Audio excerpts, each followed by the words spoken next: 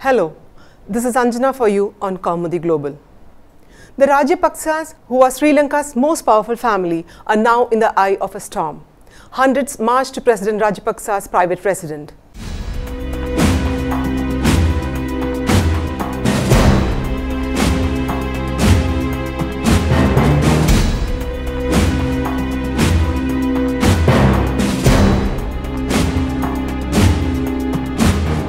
The protesters clashed with the police. They stormed through the barricades. They even set a bus on fire. There was total chaos. The police could not control the crowd and fired tear gas. And this is a massive blow for the Rajyapaksas. They came to power with a majority in 2019. But now the Sri Lankans want them gone. They are fuming as their country is going through its worst economic crisis ever. So will this lead to the end of Rajapaksa? Sri Lanka is struggling. They are in a dire situation. There are 13-hour-long power cuts to save electricity. Hospitals are running out of medicines. There is a shortage of fuel. Sri Lanka's retail inflation has crossed 17%, food inflation more than 25%, and daily essentials have become unaffordable. The price of a gas cylinder shot up to 4,200 Sri Lankan rupees, which is more than $14. A kilo of sugar, which was sold for 130 Sri Lankan rupees in October 2020, is now more than 200. Milk powder is now priced at almost 1,600 rupees a kilo. For the average Sri Lankan, it's a lot of money to shell out for essentials. They're struggling to make ends meet. The anger has been simmering for a while, and now it has come to public protests. At least 54 of them were detained for protesting. The president is calling them extremists. And it is shocking to see who is countering them, the Buddhist monks, who have been the political backbone of the Rajyapaksas. Buddhist monks are a very powerful group in Sri Lanka. They have influence over Sinhalese Buddhists. They are a core vote bank of the Rajyapaksas. They make up 75% of Sri Lanka's population. In the 2019 election, the monks propelled the Rajyapaksas to victory.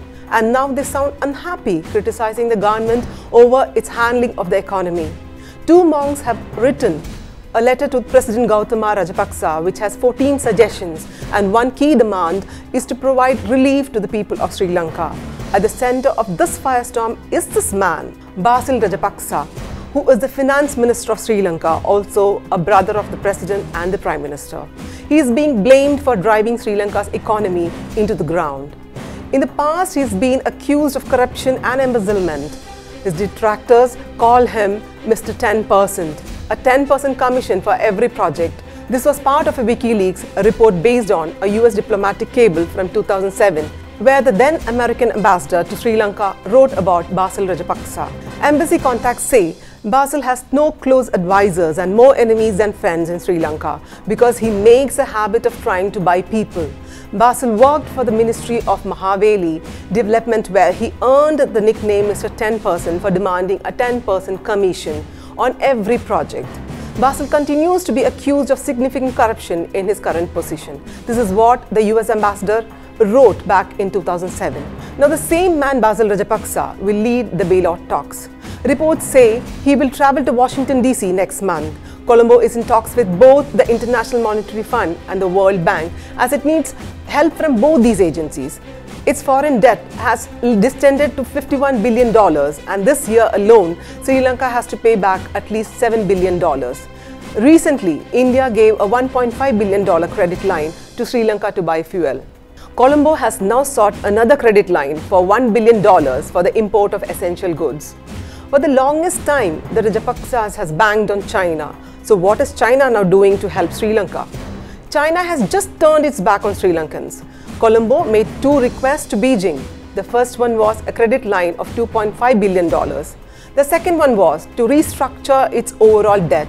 China so far has not agreed to any. Sri Lanka owes China more than $10 billion. Credit lines can only help you so far. What Sri Lanka needs is a fast bailout. The economic downturn is turning into a humanitarian disaster. This is Anjana signing off. Do like and share this video. For further updates, subscribe to Kaumudy Global.